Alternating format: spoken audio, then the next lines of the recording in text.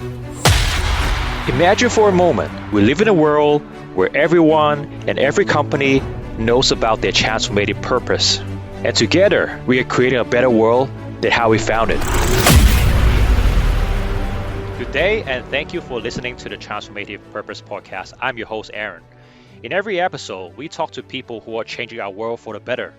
I believe positivity brings out the best in us, and this podcast is all about inspiring our listeners to discover your North Star so that together we can co-create a brighter future for the next generation. If you want to receive updates about future episodes, remember to subscribe to this channel. To learn more about transformation, you can also pick up a copy of my new book, Reborn Digital, in major bookstores, including Yes Light in Hong Kong. In these uncertain and unprecedented times, where retail and hospitality has been hit hard, and in many countries where we have seen double-digit unemployment rate, managing talent has become a big challenge for many companies, big and small. Today, we're going to talk to a people expert on how to build an employee and customer-centric culture in the face of difficult times. Our guest today is Ricky Cheung. Ricky is passionate about using data and technology to change the way how HR, human resource function, works. He currently manages the global talent acquisition function at a fast-growing international luxury hospitality company, responsible for talent acquisition, diversity, and inclusion for 10,000 workforce. He has also previously worked at LinkedIn, Goldman Sachs, and Deutsche Bank, where he advised global and APAC HR and business leaders on talent acquisition, leadership development, workforce planning, employee engagement, and recruitment strategies. Welcome to the Transformative Podcast, Ricky. Hi, Aaron. Thank you very much. How are you doing? Very well. It's Friday here in Hong Kong, and looking forward to the great weekend ahead. Fantastic. Thank you so much for making time today. I'm keen to hear your view on this big topic. I'm going with an easy question first. In your view, what is culture? Well, it's the most important and actually the most enjoyable aspect of my work, to be honest. In my view, culture is the DNA of organizations. It is a common thread that brings everyone together. I feel very fortunate to have, worked in companies with a very strong culture. A good example is that regardless of where you go, which office that you're in the world, which teams that you are speaking to, it's the same feel and same sense and values that people are excited about. It's not so much about the posters on the wall. It's what people values and how that guides into their everyday decision and behavior. In fact, culture is so important that my current CEO actually renamed our department from HR, human resources, to talent and culture. In her mind, culture is what makes us so special. It defines who we are, how to do things, and it is really the DNA that makes our hotels and our brands everlasting and so irreplaceable in the eyes of our guests. What's the meaning behind just changing that name? So besides a naming change, it really puts us into perspectives that what our focus should be.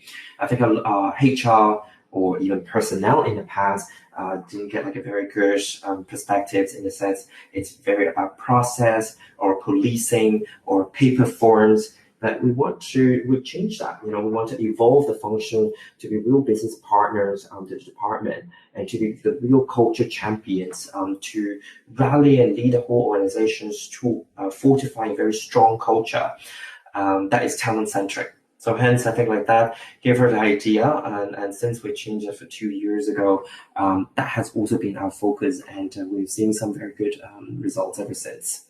I've definitely seen many organizations they're still viewing HR as this transactional function, very process driven, always about, payroll or, submitting your expenses, submitting your annual leave or sick leave, etc. Yeah, at the end of the day, there are still certain functions about compliance and audit and the gatekeeping that HR need to play. But I think it's so much more important to know what is our true north, why are we doing this, and that's where the culture comes in. What is the cultural values that we would like to lead the organization towards? So once we've set that right, then I think everything else follows. Yeah. What was the trigger?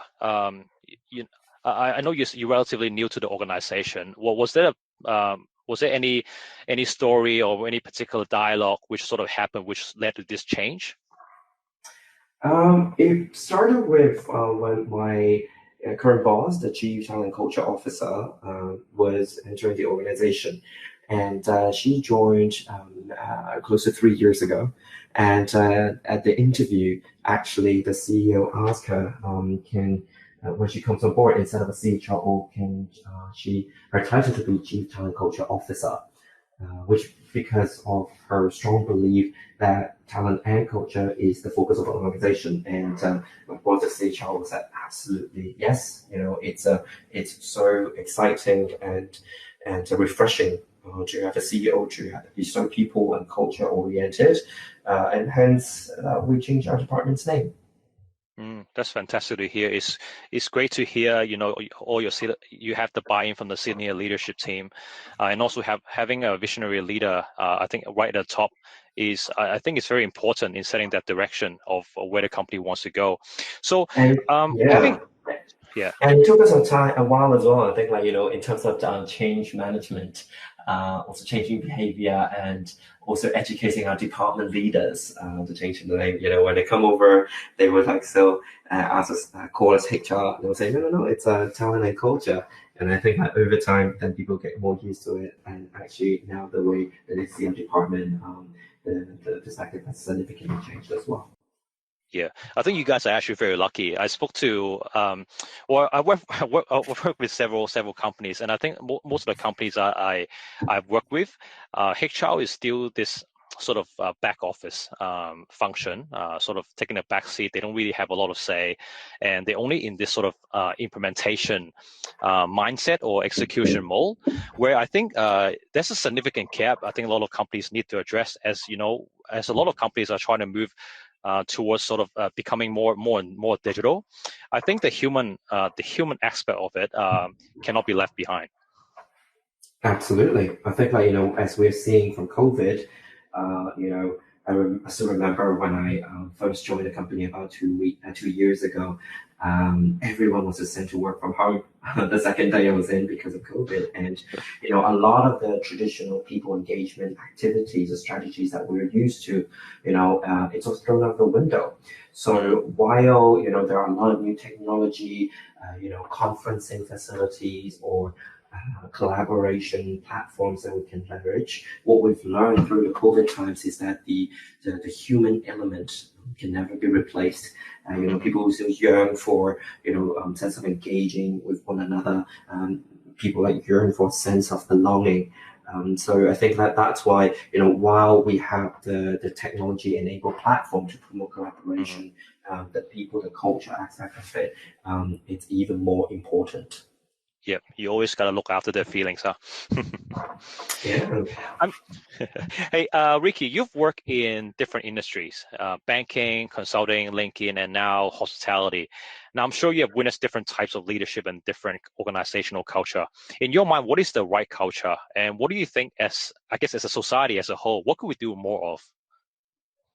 So taking my current company as an example, so where I work right now, everyone knows about our focus on relationship hospitality. It is our guiding philosophy. It describes sort of our desires to build a genuine, rewarding, and lasting relationships with everyone that we meet. So if I were to describe the culture of my current organization, there is three phrases. We are called to inspire imagination. Everyone, it's motivated to dream big and make things happen. We're called to enrich lives. So every day is full of opportunities for us to enrich the lives of our guests and associates, creating new experiences and making new discoveries. We're also called to discover the uncharted, meaning that we're not held back by legacy, tradition, or outdated standards. It's all about what's next, constantly evolving what we do and how we do it. Now, having these cultural pillars or for the organization, it's one thing. How to live it out, it's another. So ever since I joined the organization, I felt very strongly in terms of how the company lives out its values. So I give an example. talking about discovering the enchanters, our CEO always encourages to think about what's next and changing the status quo and challenge yourself. Can we do something better? Is there an innovative way to do this? And she also firmly believes that the younger generations, the next generation, it's our future. That's where our future customer segment is going to be. And the only way to know them the best, it starts from within. So she formulated last year a working group called the Next Gen Committee, whereas she has put together people who are within like the first 2 years of graduation in our organization, and to work with her directly on business projects such as creating new brands, thinking about employee experience strategies, or thinking about new market entrance ideas. And these committee members, even though they're just straight out of college, get the opportunity to directly work with her and to bring about real impact that is going to influence where the business is going to head to. So I found it a very refreshing example that how we really stand by our words, and through the interaction with this committee, I have been inspired by many of the new innovative ideas to really challenge the status quo. Wow, that sounds really inspiring. I'm sure a lot of graduates will welcome the opportunity working so closely with such a great CEO. And I'm actually a big fan of your brand. And as you know, I've shared previously, I had such a great experience with your hotels, and I just kept telling my families that we have to go back. Yeah, I think it's one thing to have all these cultural statement and values on paper. Not a lot of organizations actually live and breathe the values that they put on the walls. So I'm really glad to see your organization and really your staff really living and breathing those values. That's great, and I'm really glad to learn that you have such a pleasant experience staying at our hotels. Yeah, if I may, I'll just share one example, right? So every now and then, we get lost. We go to a mall, we go to hotels, we get lost, and we ask people for direction. And what typically happens is when you walk into a hotel, you ask people, how do you get to, this place and that place? Typically what happens is that person will just say, go straight, make a left, turn right. Just give you very simple, I guess, navigational instructions. But what I experienced with your hotel was, so I was with my wife. My wife is pregnant, and we're also with our 2.5-year-old. So when we arrived at the lobby, we just asked, we're the first time at the hotel, and we just asked, how do we get to the elevator, because we want to get down to the shopping mall. And not only did your staff welcome us, they literally walked us all the way to the elevator, help us press a button, and took the elevator with us, went down to the shopping mall and opened the doors for us. Nice. That's really going above and beyond. Yeah, I'm not sure if your sort of standard operating procedure actually covers that, but that sort of service attitude is just second to none. It's been a while since I saw something like that. It's interesting that you brought up about the standard operating procedures. In fact, we don't have a rule book.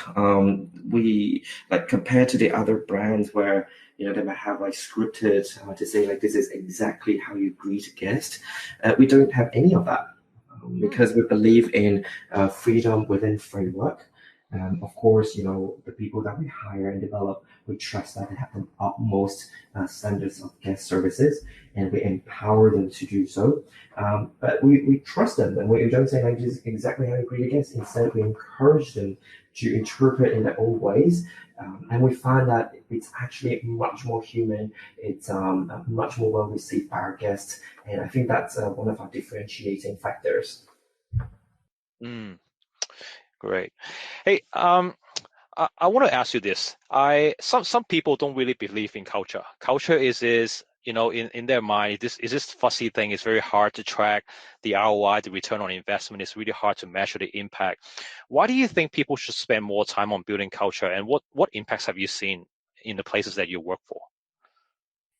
So culture is so important to our organization. We believe that culture is what makes a company a really special place to work. In my opinion, companies with a strong culture, they are more ambitious. They are more able to attract the best talent, inspire richer innovation, make faster decisions. They're more trusted. They have greater loyalty, and they will attract more investments. In addition to employees, we believe that consumer nowadays, they choose to buy into brands which have a strong sense of culture. So this resonates with very well with our CEO, and who believes that customers are looking for brands with a strong conviction, meaning, and purpose, and brands that can positively impact the lives and the lives around them. I see. So you just mentioned your company does not have any SOPs, and you empower your people to do, I guess, what is right to please the customers and to deliver the right service experience. But with a company of your size, if there's no SOP, how do you ensure there's a consistent culture and customer experience across all your locations? So while there is no a scripted way to say like how our associates should exactly greet a guest, is that we believe in like showing best practices, and of course there are playbooks. For example, in view of the many new opening hotels that we're going to open in Europe, in Asia, and the Americas, then we have a playbook to support our teams to make the most efficient decisions and also to plan resources accordingly. Now, in thinking about how do we ensure, so we're currently at 10,000 people globally, and we're looking to double that in the next 3 to 5 years. So how do we ensure that wherever we are, our associates and our guests have the same feel and the culture is not lost? And so that's done through a number of different initiatives. So first of all, we have an orientation program called the Perfect Discovery, which is an immersive and engaging experience to all new hires around the world.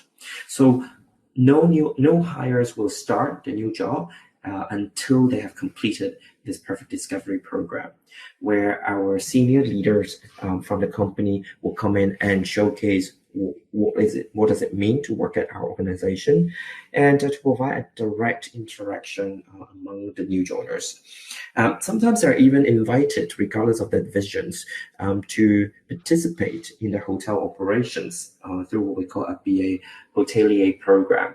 So if you say in sales and marketing function, you'll still be invited to be housekeeper for a day, or in food and beverage, which is a very interesting experience for them to have a much better appreciation of what it means to be running a hotel. After they have come in, then we have a program called the Rosewood Academy, which is completely transforming our approach to learning development across the group at all levels. So from the moment someone graduates from the company, from school, all the way to become an MD, there are respective learning elements, on-the-job training, classroom, virtual, in order to groom them for high performance and potential. We also have an initiative called the Extraordinary Awards. So we strongly believe in recognition, and the Extraordinary Awards is a new way to give everyone the recognition that they deserve, and to recognize incredible guest and associate appreciation stories around the world. So each quarter we will vote for amazing stories that we heard from associates from different hotels, and the winners, when they're chosen, actually get sent to any properties of their choice together with the family and the loved ones. And last but certainly not least, it's around transparency, which is a very important cultural values at our organization. So starting this year, we have introduced an initiative called the Daily Calling, which is every day before we start work, we'll gather the teams together to spend 10 to 15 minutes together, a very quick huddle, where we will study one of the extraordinary stories of our associates from any of our properties around the world. People who have demonstrated what does it mean to be working here in an organization and people who have a strong resonance with the values. So one of the stories that I learned this morning was at Bahamas, one of the hotel.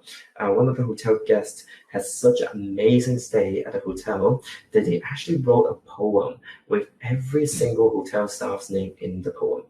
Wow. So we read the poem together, we recognized the staff, and man, like it's such a powerful tool to bring the whole organization together and to celebrate people who have demonstrated extraordinary values or culture. Wow, I love the example that you share. I mean, it's one thing to receive monetary awards, but I think it's stuff like this, like this uncalled appreciation from guests that really makes your day. And in fact, that's one of the secret recipe for why people work at hospitality.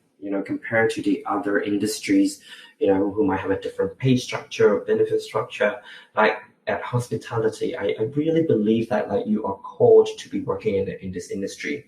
Mm-hmm. The instant gratification when you inspired the imagination of a guest, when you like get to and bring an amazing experience for them at the hotel, that speaks volume, and that was gives just people like huge satisfaction to work here.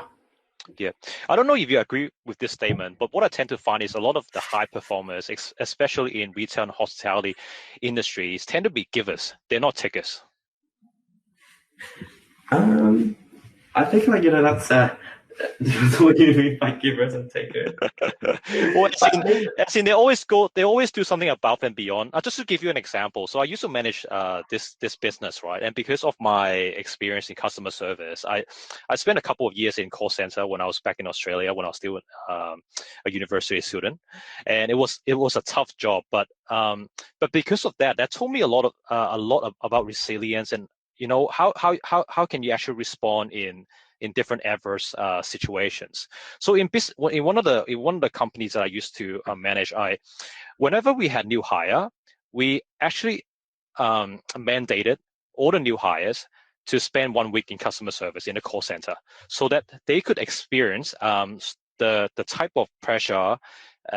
The pressure that the call centers people are facing each day, and then over time, it helps them develop empathy, and then it also allows us to collaborate better as a team, because we understand, the challenge, the opportunities and challenges each of us is facing in the team.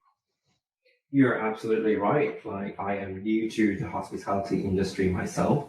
When I went through my discovery program and learned from all the department leaders and having the opportunity to interact with associates at different levels, it was so amazing to see how much collaboration and teamwork is required to change from a piece of land really to to make it happen in a hotel and make it fully functional. I think there's so much teamwork and it's really impressive efforts. Yeah. I'm gonna throw you a hard question there, Ricky. So obviously, it's blue sky and rainbow when everything is great, right? But occasionally we have rainy days, we have thunderstorm, right? And you might get customers who are not happy with your service for whatever reason it might be. You spoke about empowering your people to do whatever is right for them. So in these sort of situations, which happen a lot, I think in hospitality industry, how do they overcome these obstacles? As in customer complaints and challenging situations. Yes. Yep. Yeah, so first of all, our associates, they have been well trained in terms of empathy and emotional intelligence. And one of the first things that you learn is, how to deal with such situations.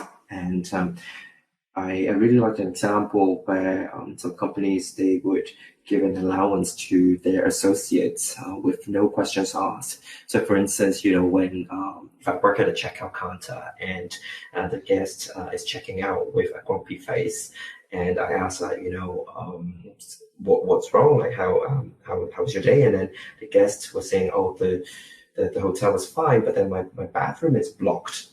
And without any further questions asked, and I can immediately within my remit to say like, well, sorry to hear about this. Why don't I buy you a breakfast? So it's from a nominal value, it's not a lot of money, but like instantly, like having to immediately address the situation, being empathetic with the customer, and be able to provide sort of like a solution on the spot without having to go around and ask managers for approval. It's one of the keys to bring guest satisfaction. And I think we all know that situations, it's not always, nothing always works perfectly, but it's about like being active listening and being empathetic to the situation, and showing to the guests that we care, that it's only going to make the difference. Yeah, the care factor is definitely very important. Mm. All right. Okay. So obviously the last couple of years has been quite hard, not just for a lot of economies, I think in particular for retail and the industry that you're in. And very often we see very high unemployment rate in retail and hospitality because the borders are closed, visitors can't visit the country. How does that impact your workforce planning? And given what has happened in the last couple of years, right? How do you motivate your workforce in the face of difficult times? And how do you give them a peace of mind about job security? So when I think about the experience last year when COVID started to spread across the world, and of course it hits the industry very hard.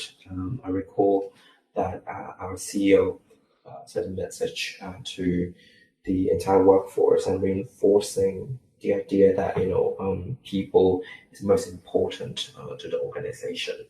Of course, we're facing a lot of challenges and unknowns, but the first and foremost is that we need to take care of our people first. So while during when some of the hotels are closing down because of local restrictions, and later on when some of our associates are put on furlough, one of the things that me and my team did was throughout the summer last year, every week we have conducted online job hunting, CV writing, and interview preparation workshops to help our fellow employees to look for their next opportunities, either within or outside the organization. And right now, as we're seeing, borders are to reopen, and the situation is under control now.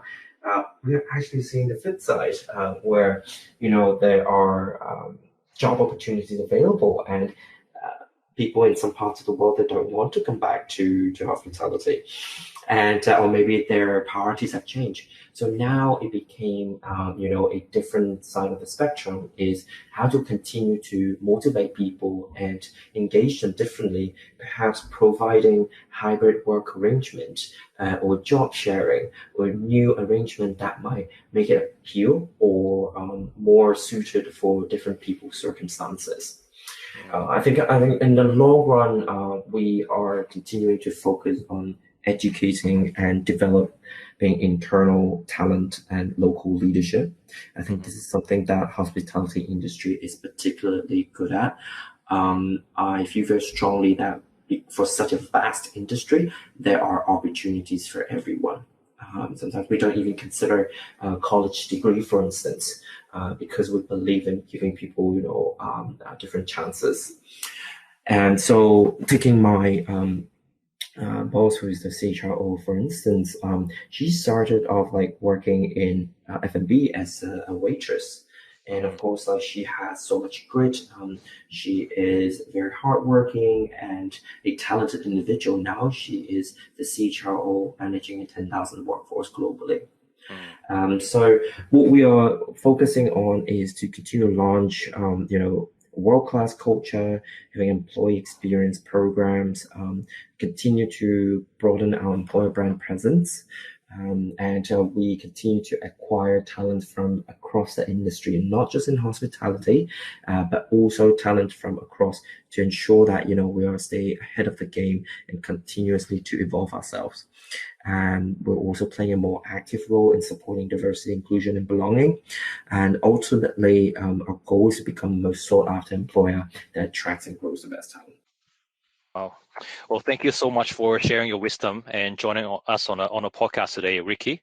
And I think if any listeners on the podcast are interested in, how do you build a employee and customer-centric culture organization, I think your organization is definitely worth visiting.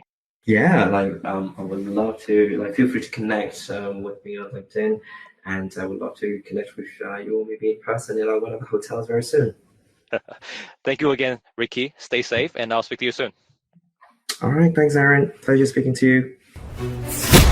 Thank you for listening to Transformative Purpose. In each episode, we talk to inspirational people who are making our world better. Make sure to like, rate, and review. We hope you've gotten some useful and practical information from the show, and we'll be back soon. But in the meantime, if you have questions or feedback, you can reach out at aaronpeng.co.